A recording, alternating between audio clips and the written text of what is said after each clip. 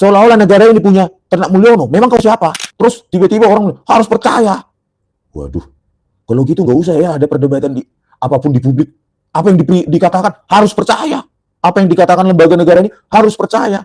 Kalau lembar pengesahan skripsi palsu, maka ijazahnya ada atau tidak yang sampai sekarang ini masih goib, maka itu pun palsu. 106, sementara Jokowi jumlah kreditnya ya itu masih 88 untuk mata kuliah wajib.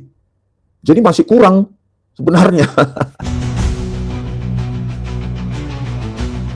Kalau Anda benar jujur, ya, harusnya sudah Anda tunjukkan itu sebelum memakan serban gambar pribadi. Tetapi Anda memilih jalan yang terjal, ya, jalan yang terjal Anda lalui. Yang agak mengecewakan tadi malam, banyaknya buzzer relawan Jokowi, akhirnya banyak informasi tidak tersampaikan, ya, untuk diketahui oleh publik, ya. Padahal sudah saya pesan juga. Mungkin Pak Roy dan Bu Tifa lupa ya, distraksi oleh Pitra Romadoni, siapa lagi itu relawan Jokowi, ya. Proses hukum di mulutnya cuma proses hukum aja. Kalau sudah Baris Krim ikuti saja hukum. Seolah-olah Baris Krim sudah kebenaran terus ya. Ya kalau kayak gitu, Baris Krimnya sih benar mungkin, tapi oknum-oknum di dalamnya itu loh, kan lembaga negara kita selalu begitu. Ya, kalau percaya saja ya sudah politburo gitu, negara komunis. Negara demokrasi itu ya memberikan ruang kepada pihak lain untuk men-challenge. Masa hanya karena kita men-challenge, udah ada itu seorang politisi wanita ya, pergi saja Rismon itu ke Singapura, pindah. Gimana ya? Kok begitu? Padahal Dewan Perwakilan Rakyat, anggota DPR atau enggak itu sekarang ya? Enggak mungkin ya. Di sini kita lihat dari apa yang ditampilkan oleh Dirtipidum ya pada saat konvers itu. Nah di sini bisa kita perhatikan formulir registrasi mahasiswa tahun akademi 1980-1981 ya. Seseorang bernama Joko Widodo. Ya kita nggak bisa pastikan ya Joko Widodo. Pokoknya Joko Widodo di situ tulisannya. Seseorang bernama Joko Widodo. Apakah Joko Widodo presiden atau yang lainnya kita kan belum memastikan usia kertas ya. Jadi nggak tahu ya. Nah di situ ya di formulir registrasi mahasiswa tahun akademik 1980-1981 termasuk itu ya. Nama lengkap Joko Widodo, nomor induk mahasiswa 34416/KT/1681. Di situ tingkat studinya SM gitu loh. SM. Jadi sarjana muda. Nah, disinilah seharusnya ya pihak iNews atau portal berita atau apa yang lain menanyakan kepada UGM, kok UGM sepertinya menarik diri ya. Padahal penting sekali harusnya untuk menjelaskan ini kepada publik.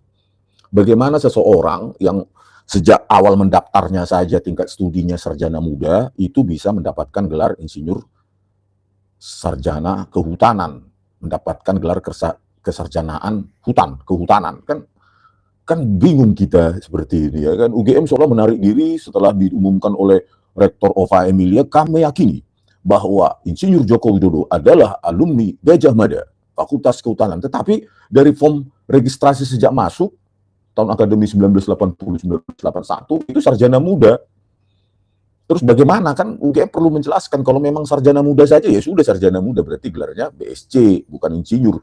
Kalau memang seseorang bernama Joko Widodo di dalam formulir ini adalah Joko Widodo yang merupakan presiden Indonesia 2 periode. Ya kan? Kalianlah dulu ya. Harusnya kan di sini tingkat studi sarjana awal masuk loh.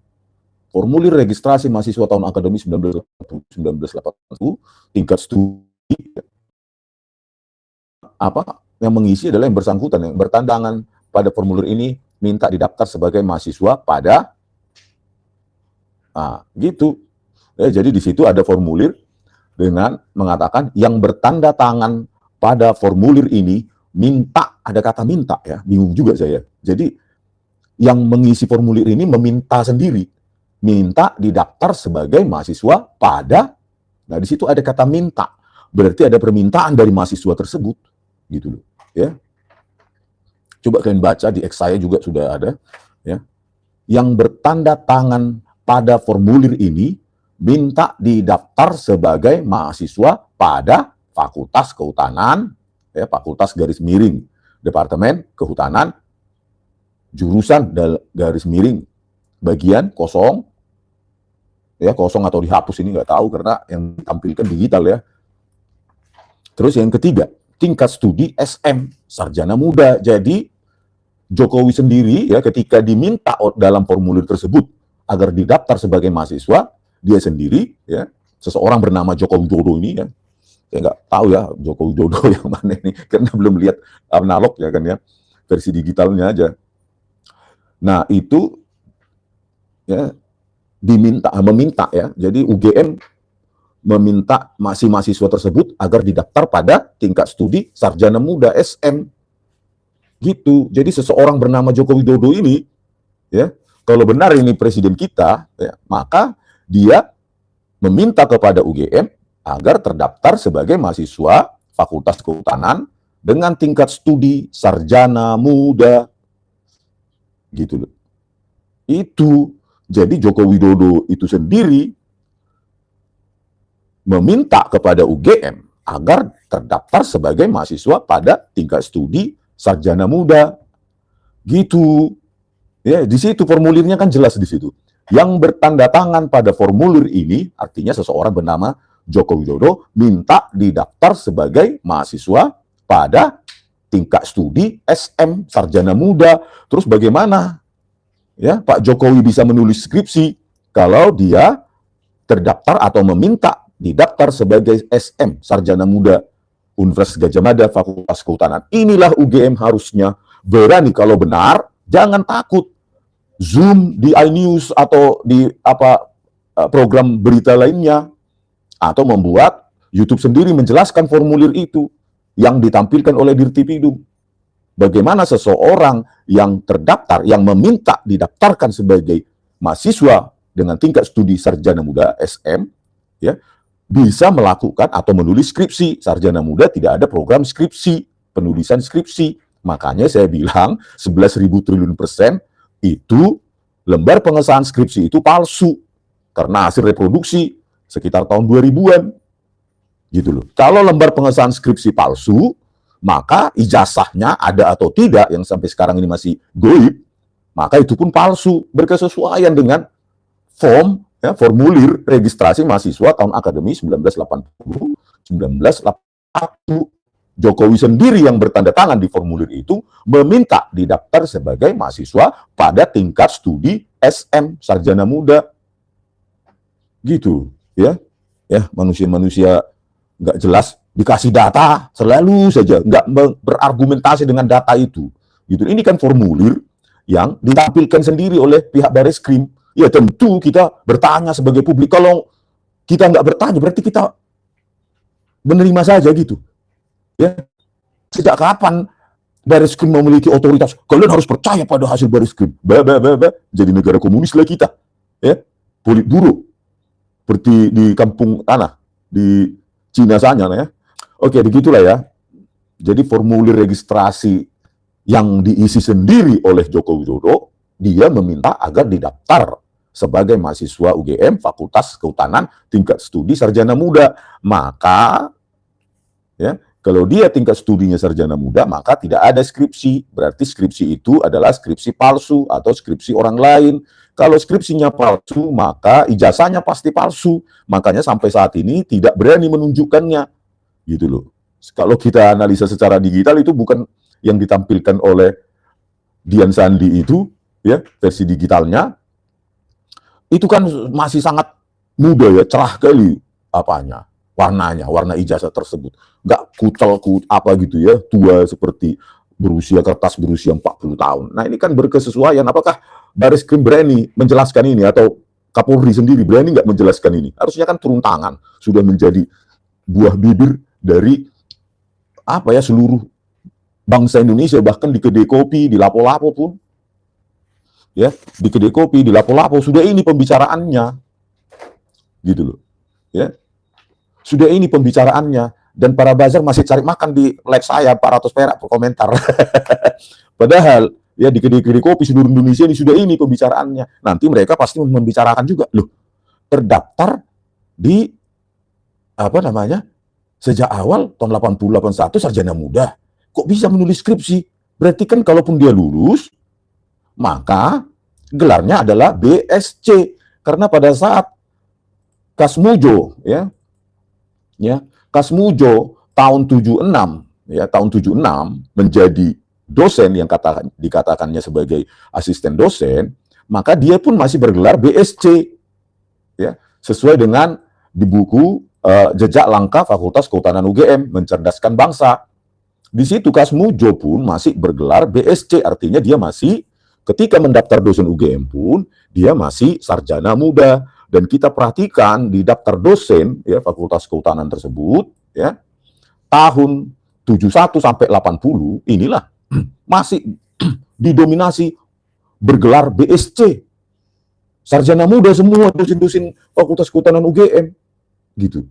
Ya, masih sarjana muda, masih BSc semua. Artinya apa? Artinya saat itu ya sarjana muda pun dengan gelar BSc itu sudah bisa lulus dan banyak mendapatkan pekerjaan.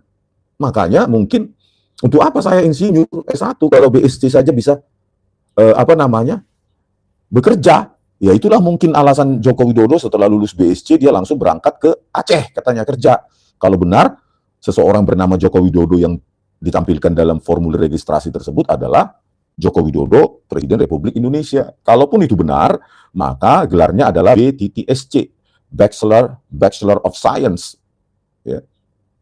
Terbukti di buku Jejak Langkah Fakultas Kehutanan UGM Mencerdaskan Bangsa, ya di situ ada daftar dosen tahun 1971 sampai 1980 Fakultas Kehutanan UGM, itu semua rata-rata BSc ya.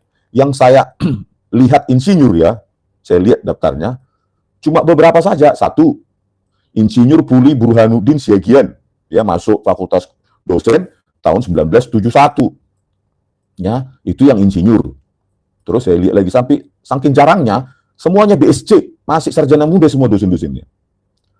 Yang kedua, Insinyur Joko Suharno Radite,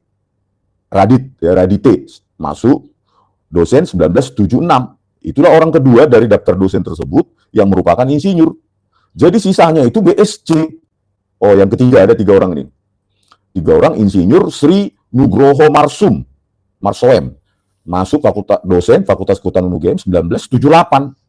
Jadi hanya daftar dosen itu dari 28 orang, ya, saya lihat di sini itu cuma 3 orang yang bergelar insinyur, sisanya sarjana muda semua BSc. Ya.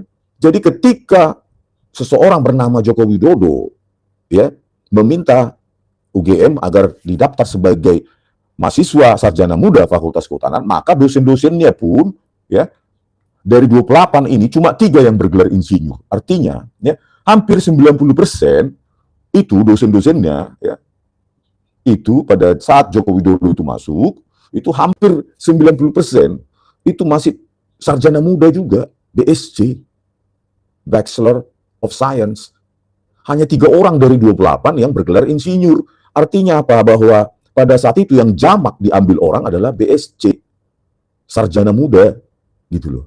Jarang orang mau mengambil langsung insinyur, mungkin sarjana, karena memang sudah cukup untuk persyaratan untuk mendapatkan pekerjaan. Nah, di sini kan harusnya Rektor UGM Ova Emilia ya menjelaskan kepada publik proses akademik Joko Widodo. Pertama masuk dia sarjana muda, terdaftar. Terus ada missing link ini. Pertama dia sarjana muda, terdaftar, tiba-tiba ada skripsinya. Dan di daftar nilainya, transkrip nilai, tidak ada nilai skripsinya. Gitu loh.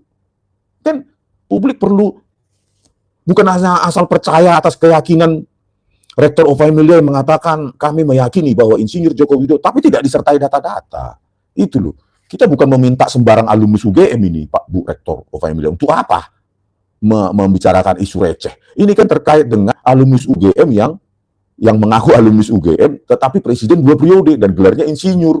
Bukan orang sembarangan yang kita bicarakan ini, Bu Rektor. Ya, ya kalau BSc dari buku bentar saya cari lagi ya. Dari buku panduan, ya ini Departemen Pendidikan dan Kebudayaan, ya Universitas Gadjah Mada, buku petunjuk jenjang pendidikan sarjana S1 1982, ya kan. Nah di sini syarat mendapatkan derajat sarjana muda, jumlah kredit itu wajib 106 SKS. mata pelajaran pilihan 13 SKS, tugas khusus kuliah lapangan 1 SKS, jadi total 120 SKS, persis ditambah 2 SKS ya, kalau yang ditampilkan di Dirtipidum itu 122 SKS untuk transkrip nilai atas nama Joko Widodo ya, seseorang bernama Joko Widodo gitu. Jadi ya sesuai dengan buku panduan itu, buku petunjuk jenjang pendidikan sarjana UGM tahun 1982. Sarjana muda minimal 120 SKS. Sementara kalau kita lihat yang ditampilkan Bareskrim adalah jumlah kredit untuk mata kuliah wajib adalah yang ditampilkan itu 88 SKS, dan mata kuliah pilihan ya, jumlah kredit pilihan itu 34. Kan begitu ya. Totalnya 122 SKS. Kan tetapi ada di sini yang missing juga ya. Di buku panduan UGM tersebut itu syarat kredit ya untuk mendapatkan gelar sarjana muda saja mata pelajaran wajib itu 106 SKS. Sementara ya dari transkrip nilai yang ditampilkan di Dirtipidum itu jumlah wajibnya pun masih 88 SKS, belum memenuhi syarat sarjana muda juga. 100 berapa tadi menurut buku panduan itu? 106. Sementara Jokowi jumlah kreditnya ya itu masih 88 untuk mata kuliah wajib. Jadi masih kurang sebenarnya. Bingung ya kita ya. Kalau lulus, untuk mendapatkan lulus sarjana muda ya sesuai dengan buku petunjuk UGM tahun 82, itu mata pelajaran wajib adalah 106 SKS. Sementara Joko Widodo cuma 88 SKS kan. Itu juga perlu harusnya dijelaskan oleh UGM syarat-syarat tersebut sebelum menyimpulkan dengan meyakini ya kan. Itu loh. Jadi bagaimana mungkin yang masih 88 kreditnya mata kuliah wajib itu bisa lulus juga sarjana muda, sementara menurut buku petunjuk UGM tahun 82 syarat SKS atau kredit mata kuliah wajib minimum 106. Ya, dari mata kuliah wajib tersebut pun sebenarnya sarjana muda pun belum cukup untuk mendapatkan gelar sarjana muda.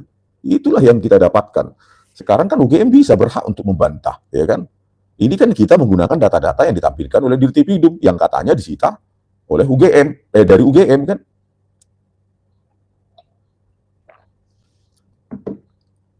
Begitulah saudara-saudara sekalian, ya kan. Para ternak Mulyono ini nggak mau dia membantah fakta-fakta itu, ya. Nggak tahu saya. Tentu banyak yang dibayar ya, buzzer-buzzer itu. Mereka begini nggak bisa membantah. Berkomentarlah dengan bantah gitu loh, ya. Salah itu bang, itu bukan kredit. Jadi apa? Terminologinya saya tahun 82 sudah, ini kok jumlah kredit? Ini, ya kan? Tahun 82, buku petunjuk jenjang pendidikan sarjana UGM, itu sudah ada terminologi kredit dan SKS, sistem kredit semester. Gitu loh. Jadi kalau bilang, bang dulu belum SKS, ini tahun 82 sudah pakai SKS UGM. Bang, ada masukan dari PTS Surabaya. Jangan lupa lembar pengesahan ada watermark logo dengan image transparansi. Nggak bisa pakai handpress juga. Oh gitu ya. Dari PTS Surabaya. Jadi watermark logo UGM, kalian coba ya, yang bisnis percetakan pernah tahun 80 sampai 85, apakah watermark logo UGM seperti ditampilkan yang sangat modern, yang ada atau yang diklaim sebagai lembar pengesahan skripsi atas nama ya seseorang bernama Joko Widodo, ya kan? Itu watermark logo UGM itu bisa nggak handpress itu saat itu, teknologi zaman itu? Kalaupun ada, ya kalaupun bisa ya watermark logo semacam itu, apakah ini tidak too complicated?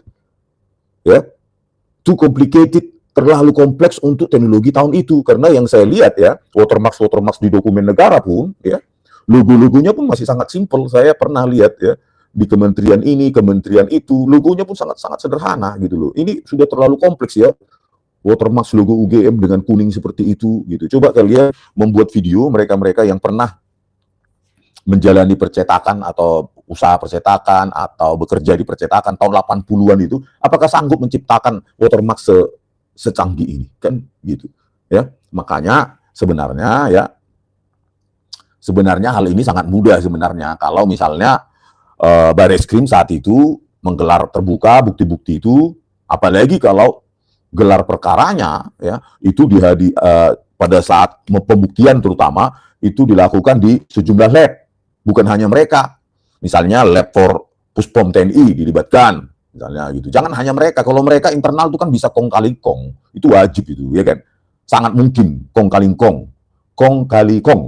Nah, ya. Kalau dari internal lembaga sendiri, lapornya, mereka akan bisa kolusi dan manipulasi. Tetapi ketika dikonfrontasi dengan lab for Puspom TNI, ya orang-orang yang nggak bisa mereka atur ya, secara struktural, ya Kapolri tidak punya domain di situ untuk mengatur-ngatur, atau Kabar Reskrimnya tidak punya hak untuk mengatur-ngatur lab for forensik Puspom TNI, ya tentu baru konvergen ke hasilnya, itu baru saintifik.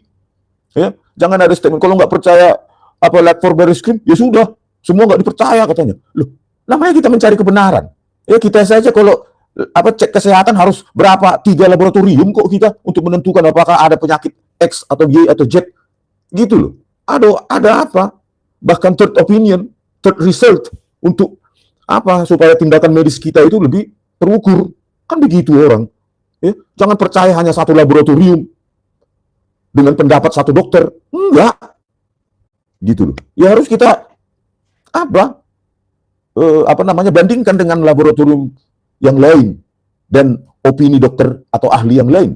Kalau bisa 3 gitu loh, 3 perbandingan. Kan begitu untuk menentukan tindakan medis selanjutnya, itu kan hal yang umum, apalagi orang-orang yang cukup duitnya kan, gitu loh. Ya mereka ya pasti gitu loh melakukannya. Ya sama seperti ini. Kalau publik meragukan hasil Bareskrim, ya wajar. Kan wajar. Memangnya kalian punya track record yang baik? Kan enggak. Kan? Kasus KM50, Jessica Wongso, kalian yang memanipulasi barang bukti digital itu, kan? Dengan software gratisan dikabur-kaburkan, free make dan erase soft oleh Muhammad Nual Azhar. Kan presiden adalah tiang moral bangsa, ya guru moral bahkan, ya kan? Bahwa presiden itu tidak boleh menipu rakyatnya. Itu kan harusnya ada ya dalam undang-undang. Kalau nggak ada keterlaluan yang membuat undang-undang itu ya. Harusnya syarat mendasar, syarat fundamental bagi seseorang yang mencalonkan diri sebagai presiden atau sedang menjabat presiden, maka dia tidak boleh menipu rakyatnya. Itu syarat fundamental harusnya. Ya. Ya kalau begini ditutup-tutupi terus, saya akan tunjukkan di depan pengadilan, tapi pengadilannya disetir supaya dia tidak wajib menunjukkan ijazahnya. Ya publik, ya Joko Widodo, ya butuh berapa juta orang Anda penjarakan agar Anda menunjukkan ijazahmu, gitu. Kalau Anda benar jujur, ya, harusnya sudah Anda tunjukkan itu sebelum memakan korban Bambang Tri dan Gus Dur. Tetapi Anda memilih jalan yang terjal, ya, jalan yang terjal Anda lalui hanya untuk sebuah ijazah yang Anda klaim Anda dapat dari UGM, gelar kesarjanaan Fakultas Kehutanan UGM, ya, sampai UGM sendiri pun sekarang menutup diri, ya, menjadi narasumber di televisi atau podcast pun, utama televisi pun tidak berani, dihubungi pun tidak mau, tidak berani. Ada apa dengan kalian UGM? Kalian menutup diri, Jokowi pun menutup diri. Ya jelas publik akan menyimpulkan dengan kesimpulannya sendiri. Inilah pertanyaan-pertanyaan publik tadi. Joko Widodo minta terdaftar sebagai mahasiswa, itu tahun akademi 1980-1981. Agar dia didaftar sebagai, ini perintahnya dalam formulir itu. Yang bertanda tangan pada formulir ini, artinya mahasiswa yang bersangkutan, minta didaftar sebagai mahasiswa pada tingkat studi SM, sarjana muda. Dia sendiri yang mengisi ini, seseorang bernama Joko Widodo, artinya dia ingin terdaftar atau minta didaftarkan sebagai mahasiswa Fakultas Kehutanan tingkat studi sarjana muda, karena memang itu yang dominan saat itu, mengingat ya jumlah dosennya pun cuma 3 dari 28 yang bergelar insinyur. Sisanya sarjana muda, BSc semua ini, 25 orang. Sarjana muda semua dosen di Fakultas Kehutanan UGM saat itu. Gitu loh. Dari buku Jejak Langkah Fakultas Kehutanan UGM Mencerdaskan Bangsa. Ya, dari 28 orang dosen di sana, 25 sarjana muda bergelar BSc. Ya pantas saat itu yang populer adalah BSc, sarjana muda. Gitu loh. Aduh, banyaknya buzzer nih. Aduh, ampun. Tahe. Sudah apain pun ya, tetap aja dia membuat akun baru mungkin kan, membuat akun baru untuk cari makan itu, ya. Bingung saya. Kan ini coba, tetapi sayangnya mungkin tidak sempat Pak Roy maupun Bu Tipa menanyakan ini atau menunjukkan informasi ini ke publik, karena banyak orang masyarakat di Indonesia yang tidak terjangkau YouTube, ya kan, internet. Nah, televisi ini adalah media yang menyebar luas dan murah, ya, hanya modal listrik, tidak perlu pulsa internet, dan ini harusnya disampaikan. Padahal saya sudah pesan ya, lupa mungkin ya, mungkin karena di-buzzing sama Pitra dan relawan Jokowi, harusnya ini ditampilkan ini, di monitornya di apa itu, iNews itu oleh Aiman, ya kan? Sarjana muda, bahwa mahasiswa yang bertanda tangan pada formulir ini minta didaftar sebagai mahasiswa pada tingkat studi SM. Sarjana muda. Sejak Jokowi, seseorang, yang saya nggak bisa pastikan ini apa kan, karena saya ragu juga lihat kertas putihnya. Nggak tahu lah, nggak bisa kita ini verifikasi nih. Ya. Seseorang bernama Joko Widodo itu sejak awal masuk tingkat studi sarjana muda, mengingat 25 dari 28 dosen di Fakultas Kehutanan saat itu masih bergelar BSc sarjana muda juga, hanya 3 yang sarjana insinyur. Bisa jadi saat itu juga mungkin Fakultas Kehutanan hanya mampu menyelenggarakan sarjana muda, mengingat 25 dari 28 adalah dosen-dosen bersarjana muda juga. Bagaimana dosen-dosen yang bergelar sarjana muda ini bisa mengajar tingkat studi yang lebih tinggi dari dia? Kan nggak mungkin. Kan? 25 dari 28 masih sarjana muda bergelar BSc. Nggak mungkin yang 25 ini mengajar di program sarjana. Dia sendiri saja masih sarjana muda. Gitu loh. Ini yang harus diklarifikasi oleh UGM. Sejak kapan program sarjana ke Fakultas Kehutanan UGM itu dimulai? Dan berapa orang saat itu? Gitu loh. Pada saat seseorang bernama Joko Widodo ini terdaftar tahun akademi 1980-1981, apakah sudah ada program sarjana di Fakultas Kehutanan UGM? Mengingat dosennya saja 25 dari 28 masih bergelar BSc atau sarjana muda, yang tidak memungkinkan mereka mengajar di program sarjana. Dia sendiri belum sarjana, bagaimana dia mau mengajar program sarjana? Itu poinnya yang perlu dijawab UGM. Tapi mereka memilih mengurung diri, mengucilkan diri, tidak berani berargumentasi. Yang berani adalah relawan Jokowi, projo, buzzer, ya, akademisi, praktisi hukum, Pitra, ya, yang dia sendiri pun tidak pernah itu mempelajari berkasnya, apalagi melihat skripsinya dan jasanya, ya. Tapi dia orang paling ribut, memang itu didesain untuk marketing mungkin strategi.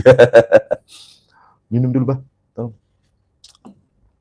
Ya kan gitu, bro. Ya kan? Kan logikanya semacam itu kan? Bagaimana yang 5 orang dosen ini yang masih bergelar BSc bisa mengajar di program sarjana kalau mereka sendiri masih sarjana muda? Nggak mungkin.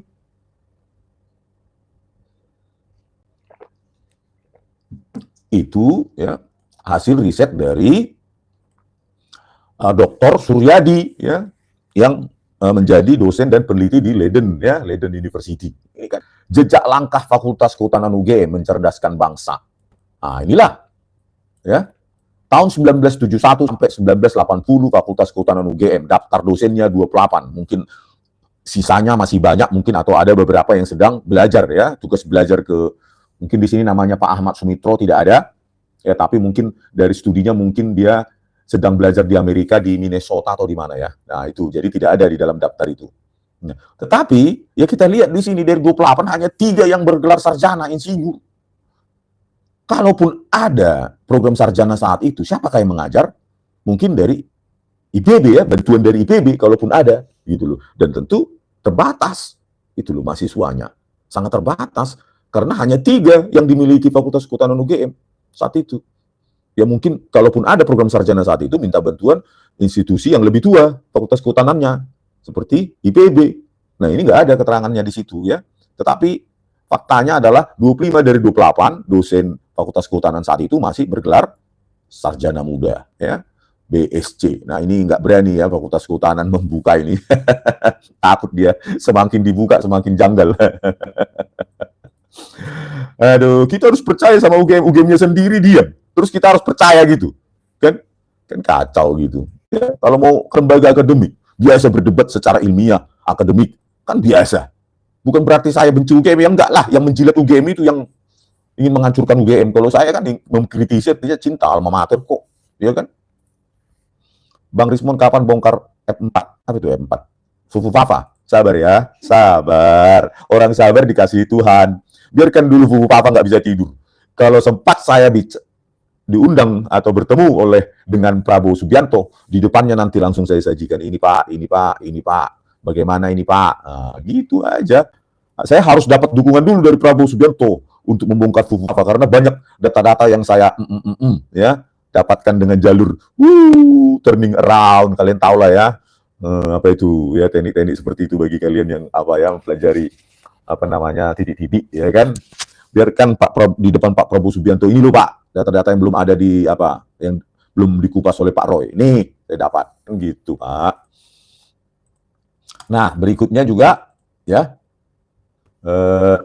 Kalau tadi tahun akademik 1980, 1981 pertama kali seseorang bernama Joko Widodo ya mendaftarkan diri di Fakultas Kedokteran UGM dan meminta didaftar sebagai sarjana muda. Itu tahun 80, 81.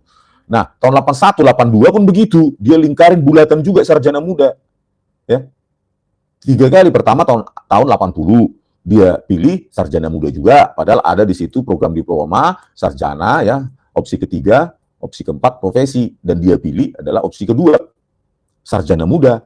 Ya, opsi pertama, 1 diploma, 2 sarjana muda, 3 sarjana, 4 profesi. Jadi dia pilih tuh bulatan itu. Dia bulati sendiri. Seseorang bernama Joko Widodo ini. Ya, sarjana muda juga tahun 81, 82, semester 1 dan semester 2, tahun akademi 81, 82, konsisten dengan pada saat dia pertama kali mendaftar diri meminta UGM menempatkannya dia di tingkat studi sarjana muda sesuai dengan ini ya, semester 1 dan semester 2 tahun 81, tahun akademi 1981, 1982, kan begitu ya. Jadi yang ditunjukkan oleh Dirtipidum ya sampai tahun semester 2, 1981, 1982. Ya. Tidak ada data dia seperti ini, formulir registrasi atau registrasi ulang untuk semester 1, semester 2 tahun akademi selanjutnya. Gitu. 82, 83, 84, 85, 85, 86, karena kan dia lulus November. Harus ada tahun akademi 85, 86. Gitu loh. Karena dia lulus di semester 1, 85. Seharusnya sesuai dengan ijazahnya atau skripsinya, kan begitu. Harus ada semua ini. Tapi kalau berhenti di tahun akademik 1981, 1982, maka ya dia hanya 4 semester. Kalau 4 semester, maka sarjana muda pun nggak cukup ya. Sarjana muda 3 tahun atau 6 semester, kan begitu. Jadi ini kan banyak pertanyaan dan yang nggak bisa dijawab oleh siapapun. Bareskrim nggak mau jawab, ya. Ada pembicaraan publik nggak mau jawab, GM pun nggak mau jawab. Terus tiba-tiba orang harus percaya. Waduh, kalau gitu nggak usah ya ada perdebatan apapun di publik. Apa yang dikatakan harus percaya. Apa yang dikatakan lembaga negara ini harus percaya. Kalau kita hanya percaya dan percaya pada polisi, maka kasus Verdi Sambo itu tidak akan terbongkar. Verdi Sambo tidak akan divonis seumur hidup. Karena pada saat Polres Jakarta Selatan mengungkapkan skenario awal, adanya tembak menembak, adanya pemirkisiin atau pelecehan seksual, ya, maka orang-orang seperti siapa tadi malam itu, siapa lah ya, pokoknya para relawan Jokowi mengatakan, ya sudah kau harus terima apa yang dikatakan polisi, Polres Jaksel itu pasti benar, rakyat harus percaya. Kalau itu yang terjadi saat itu, maka tidak terbongkar Verdi Sambo sebenarnya otaknya, ya. Otak dari rekayasa itu ya Kadif Propam. Orang nomor berapa itu di kepolisian? Nomor 2 atau nomor 3? Ini setelah Kabar Eskrim, Kapolri, Wakapolri, Kabar Eskrim. Ya minimum 5 besar di kepolisian jabatannya. Dan sangat mentereng Kadif Propam. Dan ternyata dia sendiri pelaku rekayasa. Bayangkan kalau kita ya hanya menuruti polisi sesuai dengan keinginan relawan Jokowi atau orang-orang yang belajar hukum dan sangat percaya pada polisi. Maka Verdi Sambo sekarang mungkin sudah jadi Kapolri. Bayangkan. Tetapi karena kekritisan publik, desakan publik, ya, bahwa publik tidak percaya dengan skenario oleh Polres Jakarta Selatan tersebut, maka dilakukan ekshumasi. Dilakukan uji forensik ulang. Dengan tekanan publik. terungkaplah otak skenario tersebut bernama Ferdi Sambo dan tidak ada adegan atau skenario tembak-menembak. Itulah gunanya kekritisan publik. Bayangkan kalau tidak ada tokoh-tokoh yang mendesak atau mengumpulkan kekuatan publik ini seperti Ibu Irma Huta Barat, Bapak Komarudin Simanjuntak, Bapak Nelson Simanjuntak, dan lainnya, maka Ferdi Sambo mungkin sekarang sudah menjadi Kapolri pengganti Listio Sigit Prabowo. Itulah pentingnya daya kritis, daya nalar dari publik, ya, yang menjadi kekuatan civil society, ya, bahwa lembaga-lembaga negara, meskipun dia kepolisian, itu bisa memproduksi manipulasi, rekayasa. Mengapa tidak di kasus ijazah Joko Widodo ini? Ya bisa jadi. Ya.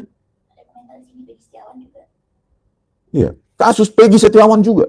Bayangkan, di Vina Cirebon. Karena apa? Karena desakan publik, kekritisan publik, sehingga Polres Cirebon itu tidak bisa merekayasa kasus itu. Gitu. Kalau kita cuma menjadi ternak Mulyono, yang hanya percaya sudah, kalau nggak percaya baris krim, keluar aja ke luar negeri. Seolah-olah negara ini milik baris krim. Seolah-olah negara ini punya ternak Mulyono. Memang kau siapa? Mengusir-ngusir orang. Hanya karena kami kritis. Kekritisan kami justru menandakan kecintaan kami pada polisi agar bekerja dengan benar, tidak melakukan rekayasa, manipulasi, hanya karena jabatan, iming-iming kau nanti setelah Dirtipidu misalnya, nanti kau jadi Kapolda Metro Jaya. Bisa jadi ada iming-iming itu. Gitu loh. Dan jabatan-jabatan lain.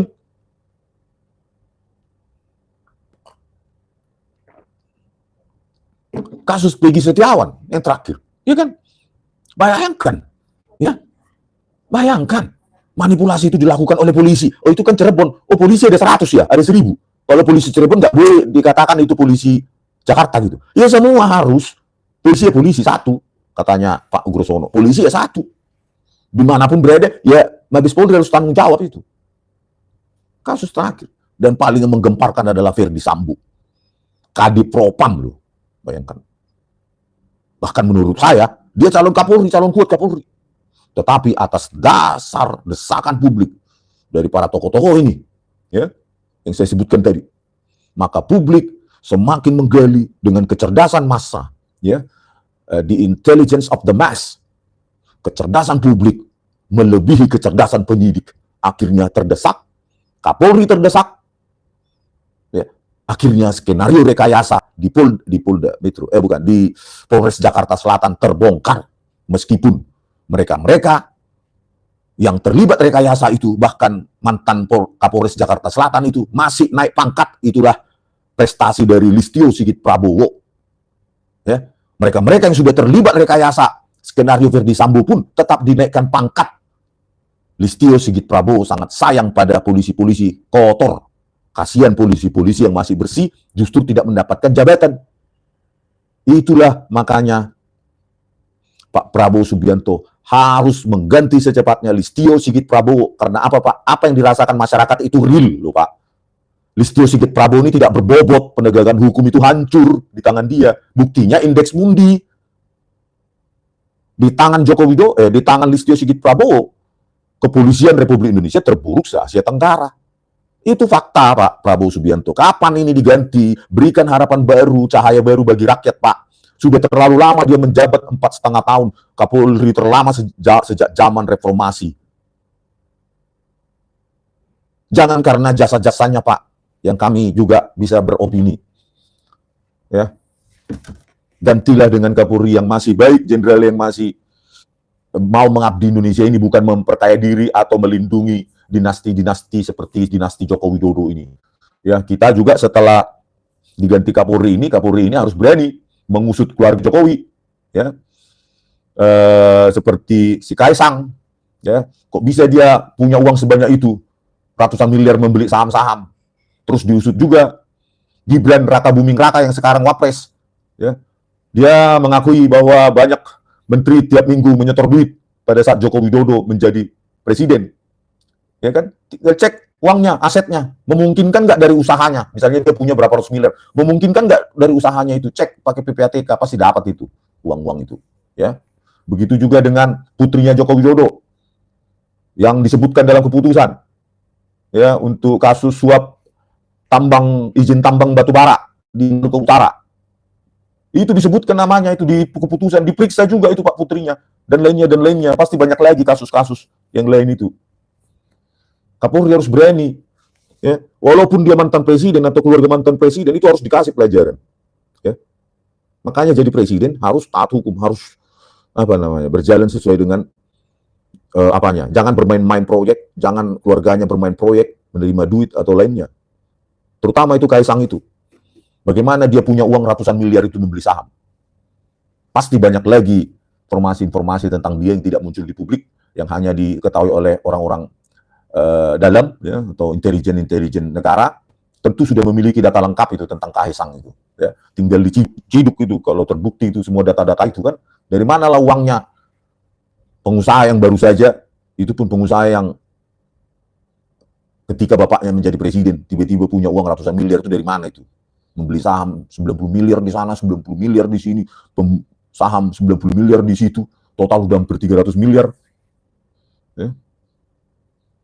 Jadi mudah-mudahan itu diusut, jadi tidak ada keistimewaan tertentu untuk keluarga orang tertentu. Karena sama saja, Joko Widodo pun dari rakyat, kan rakyat biasa, kebetulan aja dia diutus atau dicalonkan oleh PDIP, ya, mulai dari wali kota Solo. Kan orang biasa juga dia disuruh sana kan. Calonkan oleh PDIP jadi wali kota Solo, calonkan lagi PDIP jadi gubernur, calonkan juga PDIP jadi presiden. Jadi sebenarnya dia orang biasa juga yang kebetulan diusulkan oleh PDIP. Ya.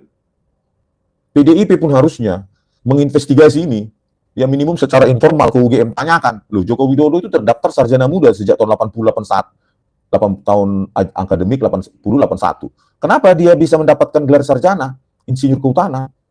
Coba secara investigasi ya PDIP ya, karena kan berkepentingan juga, kenapa kalian mencalonkan orang yang seperti ini ya, sarjana muda tapi mendapatkan gelar insinyur, menulis skripsinya, lembar pengesahan skripsinya mau sangat modern. Apa nggak ada rasa ingin tahu PDIP atau rasa bersalah kepada rakyat? Harusnya ada ya rasa bersalah kepada rakyat, karena tidak mungkin Joko Widodo menjadi presiden kalau tidak diusulkan oleh PDIP, nggak mungkin itu ya kan. PDIP Jokowi yang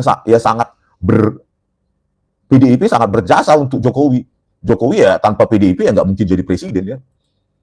Harusnya itu kan berkaitan. Jadi karena tanpa PDIP Jokowi nggak mungkin jadi presiden, harusnya bertanggung jawab untuk menginvestigasi ulang ini. Apanya ini pendidikannya ya. Kalau enggak kan berarti pada saat di formulir pendaftaran capres kan sudah penuh penipuan itu. Ya. Tahun 2014 terutama atau 2000 berapa ya itu. Waktu nyagup itu.